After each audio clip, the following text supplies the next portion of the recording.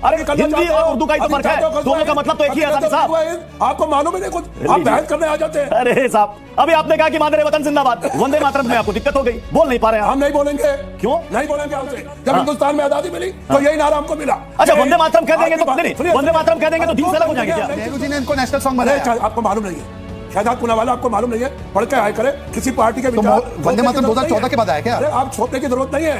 सब हमारे राष्ट्रीय नारे हैं, भारत माता की जय, वंदे मातरम, ये सब माता कैसे हो जाएगी? जाएगी? हम पूछते नहीं है बोला गया इनसे, लेकिन हिंदू करता है जिस तरह से बहराइच के अंदर में करना हुई। कहां चले गए थे ये लोग? साफ और साफ गजवा हिंद का सपना, अगर गजवा हिंद। विवेक श्रीवास्तव इसका जवाब देना चाहते हैं, काउंटर करना चाहते हैं विवेक श्रीवास्तव।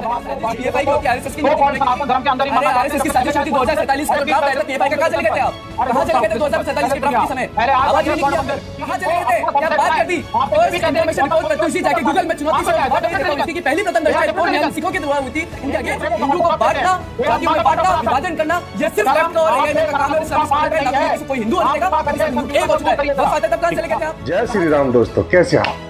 आई होप सारे स्वस्थ होंगे और मस्त होंगे।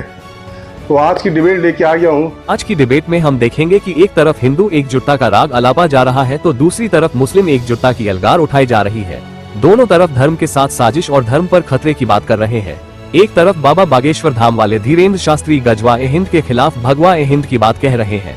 कटेंगे तो बंटेंगे, एक रहेंगे तो नेक रहेंगे के बयान को सही बता रहे हैं, हिंदू एकजुटता की बात कर रहे हैं। तो दूसरी तरफ जमीयत उलेमा ए हिंद के मौलाना अरशद मदनी से लेकर एआईएमपीएलवी के अध्यक्ष सैफुल्लाह रहमानी वक्फ बिल पर मुसलमानों को अलग ही सलाह देने में जुटे हैं। कह रहे हैं कि वक्फ बिल मुस्लिम दीन और मुसलमानों के खिलाफ साजिश है। इन्हीं बयानों को लेकर यह चर्चा जी न्यूज पर हो रही है, जिसमें भाजपा के प्रवक्ता शहजाद पूनावाला और विश्व हिंदू परिषद के अभितोष पारेख और लेफ्ट प्रवक्ता और सनातन विरोधी विवेक श्रीवास्तव और इस्लामिक स्कॉलर मोहम्मद अंसारी के बीच जबरदस्त बहस हो गई।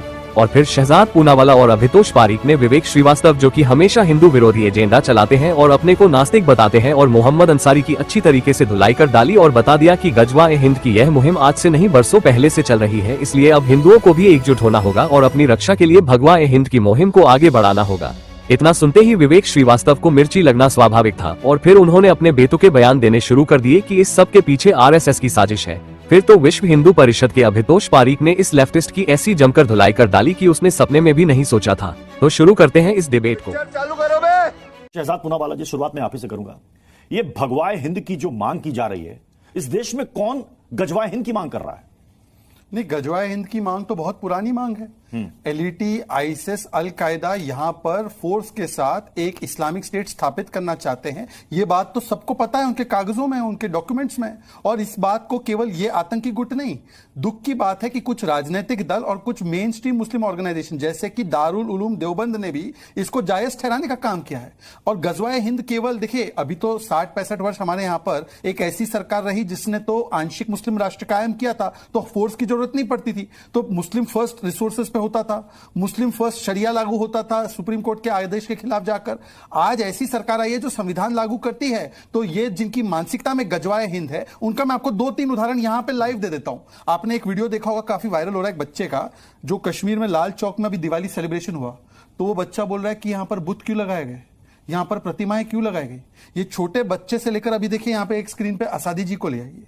असादी जी को बुत परस्ती तो छोड़ दो, असादी जी एक बार वंदे मातरम बोलना।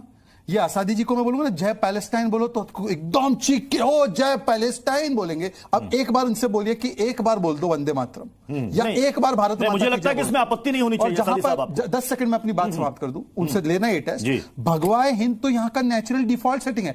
भगवा का मूल भाव क्या है? त्याग। गजवाए हिंद का मूल भाव क्या है? जिहाद।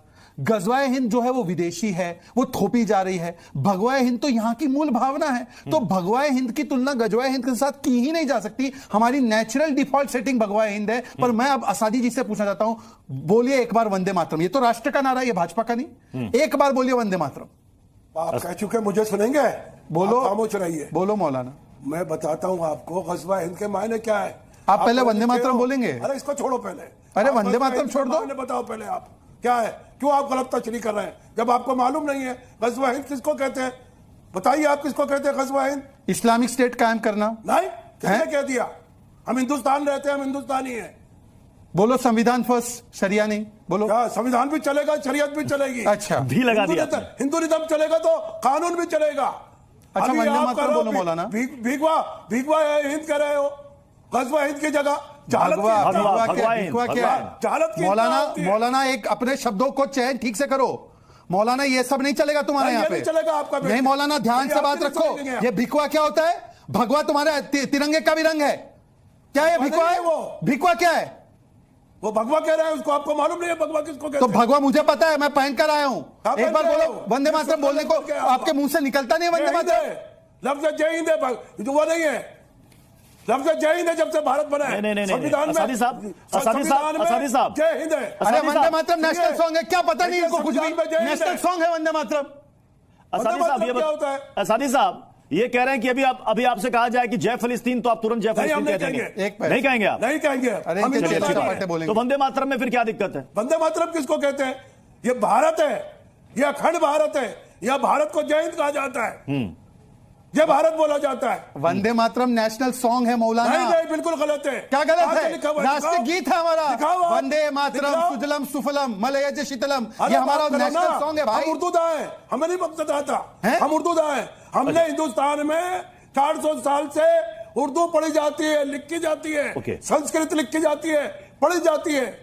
वंदे मातरम में आपको क्या एतराज है? उर्दू और हिंदी में इतना डिफरेंसेस क्यों? आप कहाँ तो है? कहते हैं बांटने वाली यही है। सियासत, आप आप तो सुनिए। कहते हैं कि बांटने वाली आज सियासत नहीं करते, सुनिए, आप सुनिए। तो जुबान फौजी और लोग भाषा क्या में भी कहते फर्क कर रहे हैं। आप देखिए, आपको फौजी लोग मादरे क्या वतन, कहते हैं? आपको मादरे वतन में कोई एतराज है? नहीं, मादरे वतन जिंदाबाद। जिंदाबाद।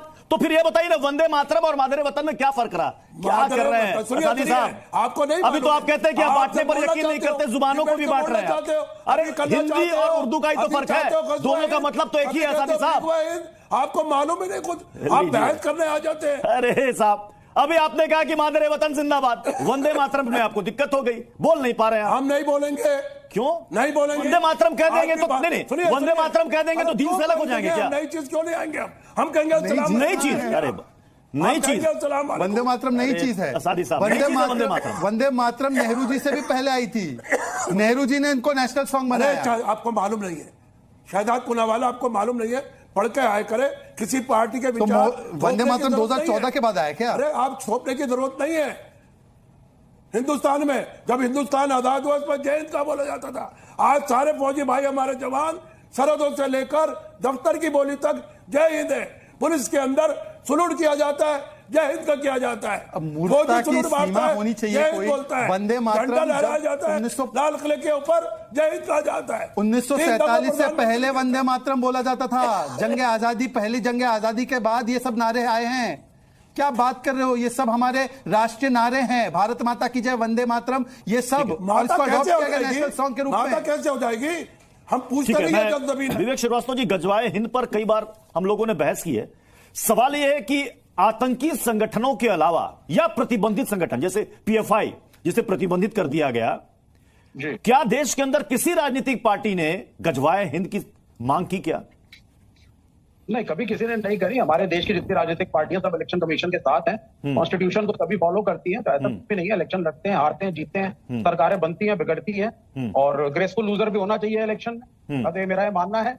लेकिन ये है कि देखिए, धर्म विशेष के लिए बैटिंग करना, मेजोरिटेरियनिज्म की तरफ जाना, ये हेल्दी डेमोक्रेसी के साइन नहीं होते हैं। हमें मानना पड़ेगा 1947 के बाद ये भगवाए हिंद नहीं है। सेकुलर कंट्री, इसमें एक तिरंगा है, उसमें सभी रंग हैं, सभी धर्म और जातियां शामिल हैं। तो चाहे वो गजवाए हिंद हो या भगवाए हिंद हो, दोनों अनकॉन्स्टिट्यूशनल वर्ड हैं। वीरेंद्र शास्त्री जैसे आदमी सिर्फ अटेंशन कैच करना चाहते हैं। अब ये भाई बता दें मुझे, सनातन धर्म में कौन कौन नहीं आता? क्या जैन आते हैं, नहीं आते हैं? बुद्ध आते हैं, नहीं आते हैं?